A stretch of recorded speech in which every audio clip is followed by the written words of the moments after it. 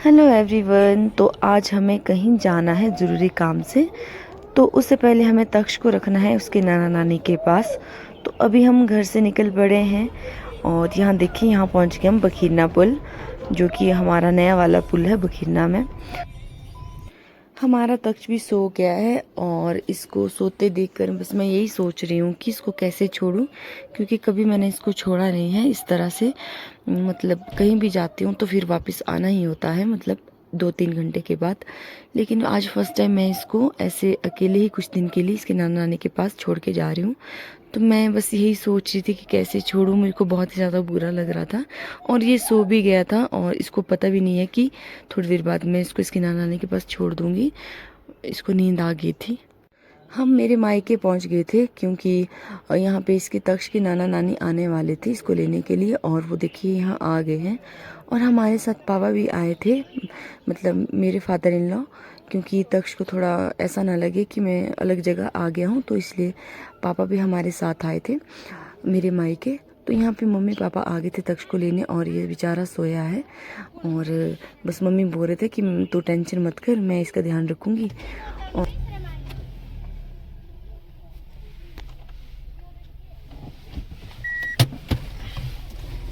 आज first time माँ ने अपने बच्चे को अकेला छोड़ा है, इसलिए मम्मा को रोना आ रहा है। कोई बात नहीं, मर्द को दर्द नहीं होता है। मर्द को दर्द होता है लेकिन अंदर ही होता है दर्द, बाहर नहीं। लेडीज़ों को क्या लगता है कि हम जेंट्स कुछ बोलते नहीं है तो इसका मतलब कि हमें रोना नहीं आता या दुख नहीं होता, जबकि हमें लेडीज़ों से ज़्यादा दुख मतलब होता है। फ़र्क इतना कि हम लोग बाहर नहीं बोलते, क्योंकि यदि हम लोग ही जेंट्स मेल्स हम वीक हो जाए तो लेडीज़ तो पहले ही शुरू कर देगी रोना। इसलिए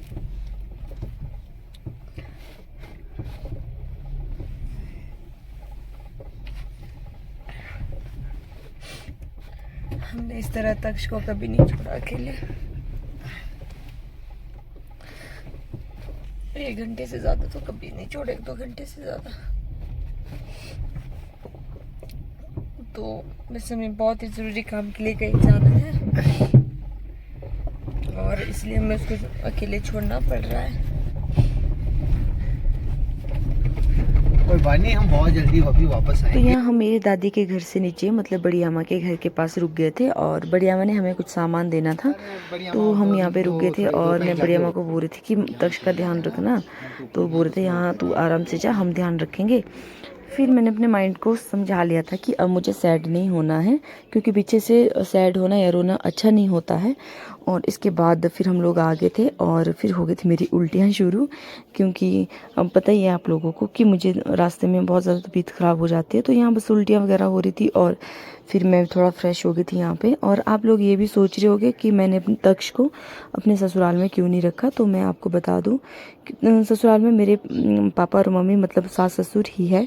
तो मम्मी तो वर्किंग है, तो मम्मी को जाना पड़ता है स्कूल, तो उनको तो दिन में वो तक्ष को नहीं देख सकते। और पापा फिर ज़्यादा, पापा के पास फिर घर में गाय वगैरह भी होती है, घास पानी, तो अकेले संभालना थोड़ा मुश्किल हो जाता है। तो इसीलिए फिर हम तक्ष को लेके मेरे मायके ही आ गए थे। तो इसी तरह हम यहाँ पे पहुँच गए हैं, यहाँ पे ढली में। और यहाँ पे ढली में मुझे सूप पीना था, क्योंकि तबीयत बहुत ज़्यादा ख़राब हो गई थी। तो यहाँ पे हम रुक गए थे, और यहाँ देखिए, अगर आप लोगों ने ढली का सूप पिया होगा तो आपको पता है कि कितना टेस्टी होता है। अगर आपको थकान है या फिर वॉमिटिंग वगैरह कुछ भी हो रही होगी, तो वो मतलब फ़्रेश हो जाते हैं। तो यहाँ मैंने सूप ले लिया था, क्योंकि बहुत ज़्यादा ठंड हो रही थी रात को। और यहाँ देखिए, यहाँ हमारा सूप भी आ गया है। शिमला की हसीन वादियों में गरम गरम सूप, ये है ढली का सूप। इधर देखिए पतिदेव के पास भी है, दिखाइए अपना सूप, इसको शेक करो। फाइनली अब हम पहुंच गए हैं जहाँ हमें जाना था। तो अभी हम जा रहे हैं दीदी के रूम। तो थोड़ा पैदल चलना पड़ रहा है, देखो कितनी रात हो गई है। फाइनली हम पहुंच गए हैं, अभी थोड़ा रेस्ट कर रहे हैं। इधर पतिदेव जी भी है। आज मेरी दीदी बहुत थक चुके हैं बेचारे, वॉमिटिंग कर करके। सच में बहुत बुरी हालत हो गई। तो यहाँ हम पहुँच गए थे दीदी के रूम, और यहाँ देखिए दीदी का बेटा विहान, और ये टीवी देख रहा है और पूछ रहा है कि तक्ष क्यों नहीं आया। तो चलिए हम करते हैं यहीं पे ब्लॉग का एंड, मिलते हैं आपको नेक्स्ट वीडियो में। तब तक के लिए वीडियो को लाइक करें, शेयर करें और पेज को फॉलो करना बिल्कुल भी ना भूलें, पेज को फॉलो करें। अब आपको अपडेट देंगे next day. Take care, bye bye.